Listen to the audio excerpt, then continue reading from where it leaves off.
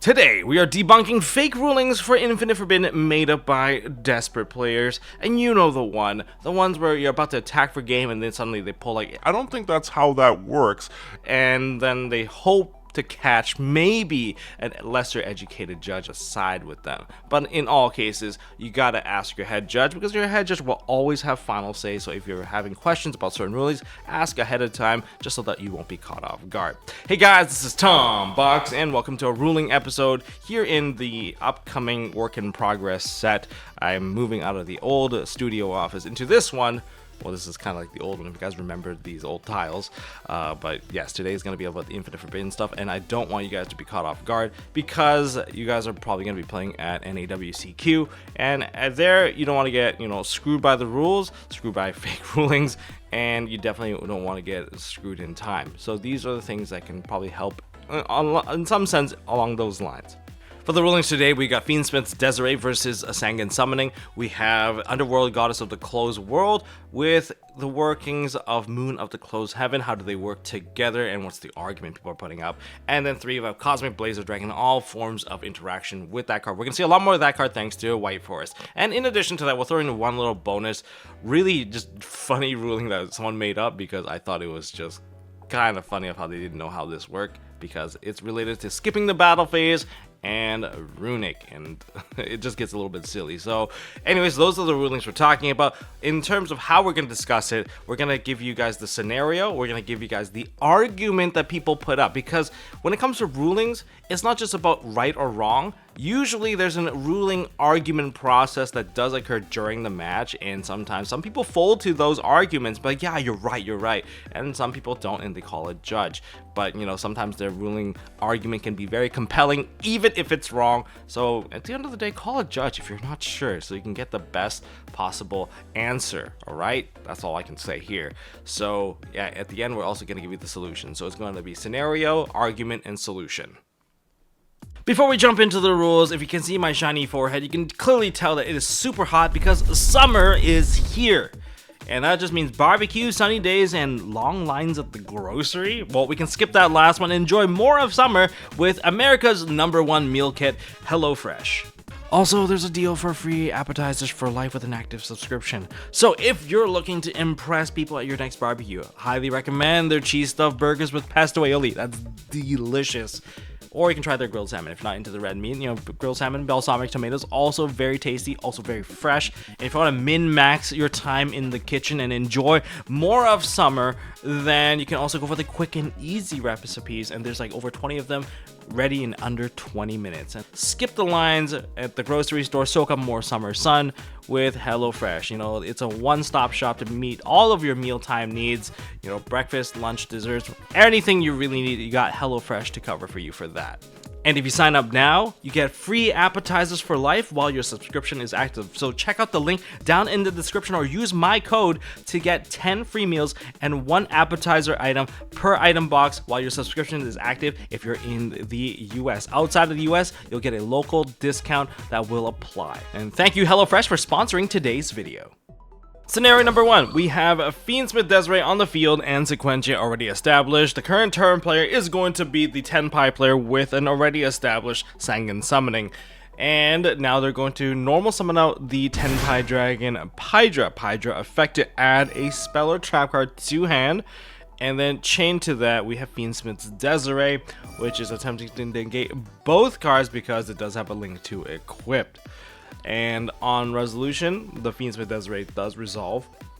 And then on the Chain Link 1 resolution, this is where the argument happens, where the Tenpai player is like, well, my effect still goes through because Sangan Summoning was still protecting my Pydra at the time.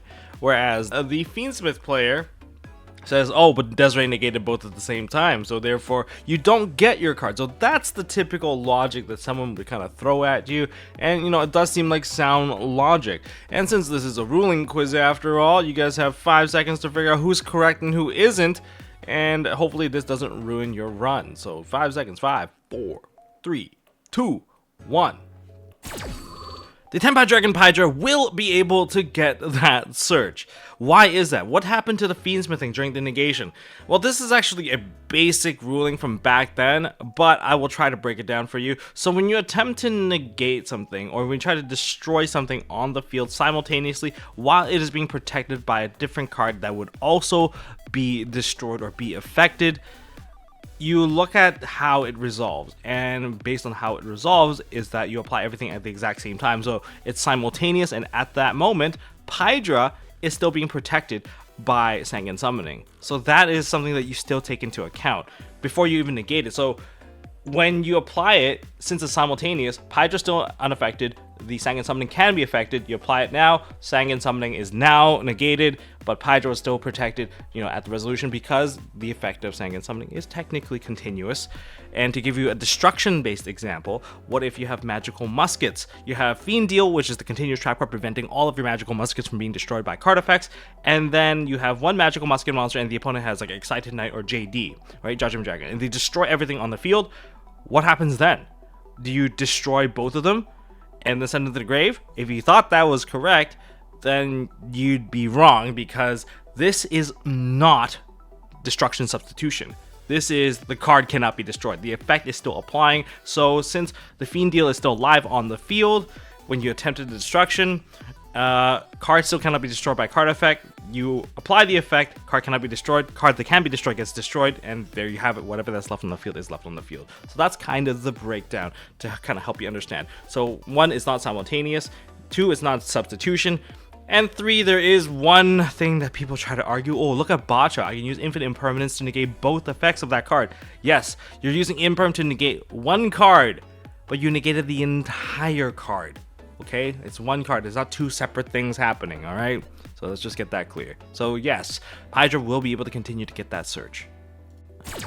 So next question is going to be Underworld Goddess of the Closed World and Moon of the Closed Heaven. So we got the big sister and little sister version of these cards. So what is going on here? So on the field, we have established that there's a Moon of the Closed Heaven and one additional monster on the turn player side. On the opposing side, there's one monster being pointed to by Moon of the Closed Heaven and one additional monster kind of free floating on the field. So the first action would be to use Moon of the Closed Heaven, activate the effect, target the opposing monster that's being pointed to, and then all of a sudden they perform a Link Summon. The turn player performs a Link Summon using all the monsters to create a Link 5 rating of Underworld Goddess of the Closed World. And the moment that they summon it, the opposing player has an argument. They raise an argument. It's like, hey, you can't do that. Underworld Goddess states that you can also use one monster your opponent controls as a link material to link summon this card. And it doesn't say that you can have more than one. And even if you applied the effect of Underworld or Moon of the Closed Heaven, you can't do that. And so they stem an argument. They call a judge over. You're the judge. You have to answer this. So you have 5 seconds. 5, 4, 3, 2, 1. If it wasn't obvious enough, the answer is that yes, you can use 2 of your opponent's monsters to make Underworld Goddess of the Closed World, as long as Moon of the Closed Heaven successfully resolved its effect to use the opponent's monster and apply the effect. Alright, does that make sense to you? Why is that? Because first of all, the first thing that Underworld Goddess of the Closed World allows you to do is that you can also use one monster your opponent controls as a link material to link someone this card. So that's one of the abilities that, just by default, that is kind of innate to its summoning condition. Cool.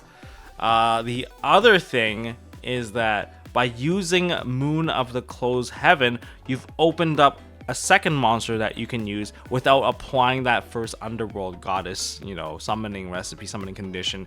And so now you can actually use 2. Right, you're modifying the conditions even further, and that's just more or less how it works here. So yes, you can use 2 monsters your opponent controls and 2 that you control to make Underworld Goddess of the Closed World. And that's what this card is going to be a lot more popular, because you can actually use it to crack boards very, very easily. Aside from just going into Fiend Smith combos, this is also one of those avenues that people can go down to crack an entire field. Alright, you get rid of the monsters and you negate rest of the field, so it's pretty impressive. Just note that, yeah, you can do it, but make sure that people don't just automatically do it, because some people I've noticed that they don't activate the effect of Moon of the Closed Heaven. You still have to activate that effect to get that application to use the second material, right? Some people kind of completely bypass that, and you know what? I don't blame them for not reading the card, but please read the card when it comes to this. But yeah, you can technically get the 2 materials off the field, which is actually very, very impressive. Alright, question number 3. This is a ruling question related to Cosmic Blazar Dragon, as you're likely going to see more and more of this card, especially with Whitewood being probably one of the more popular matchups coming up. So, there's a Cosmic Blazar Dragon on the field, as well as a Red Supernova Dragon. This is actually quite a deadly board. So, here's what's happening. The turn player decides to go, you know what, I'm going to activate Dark Ruler no more. I'm going to activate Dark Ruler no more, they can't respond, both of those monsters get negated, and then they proceed to activate Raigeki. However, on the activation of Raigeki, the opposing player activates their Cosmic Blazar Dragon, banishing it for cost. And then the question really kind of raises issue when we get to the end phase. When we get to the end phase, the player attempts to summon back or put the Cosmic Blazar Dragon back onto the field, and the player who played the Raigeki said, hey, you can't do that. Your monster was negated when it activated, so you don't actually get it to come back. And so they call you over, and you're the judge here. What is your response to this? So you have 5 seconds. 5, 4, 3, 2, 1. So the Cosmic Blazar Dragon will be able to return. Let me just read the cost of this card. You can banish this card until the end phase to activate one of these effects. Semicolon.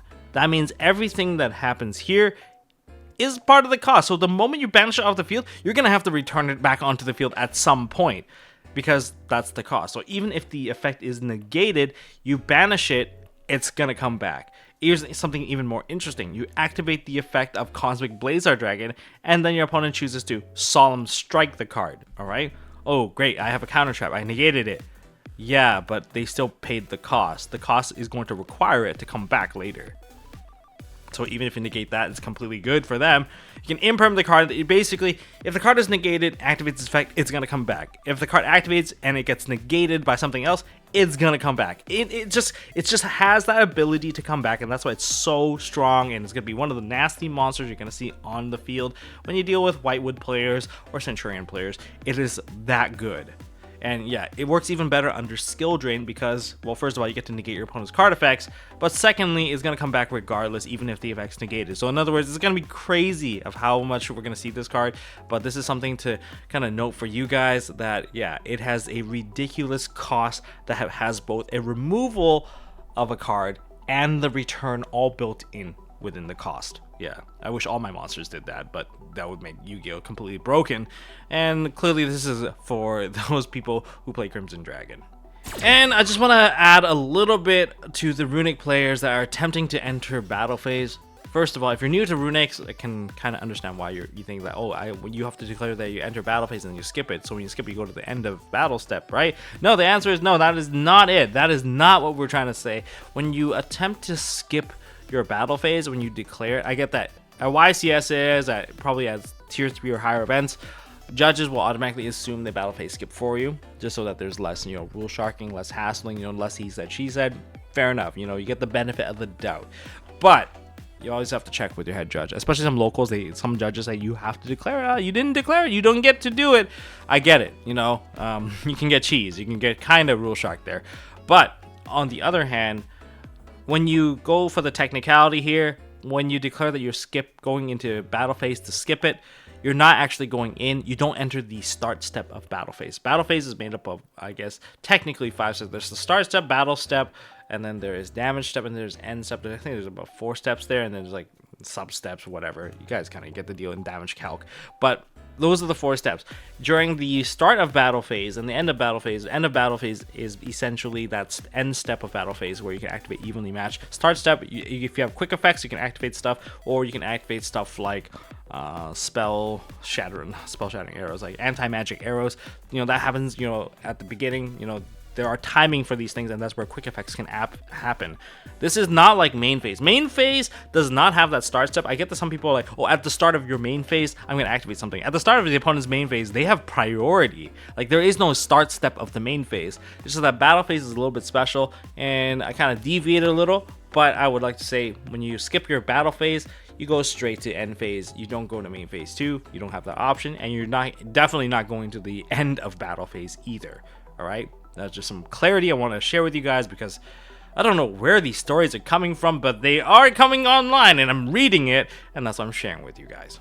And that is all I got for this video, guys. You may have noticed that the set changed a little bit because I record this over the day and it's super hot under a heat wave, and I am getting really sweaty and I can't turn on the AC because it's really loud. So I would appreciate it if you guys hit that thumbs up and hit subscribe, ding the notification bell. Check out the HelloFresh link down in the description, and especially if you guys want to get yourselves free appetizers for life while your subscription is active. Thank you guys for watching.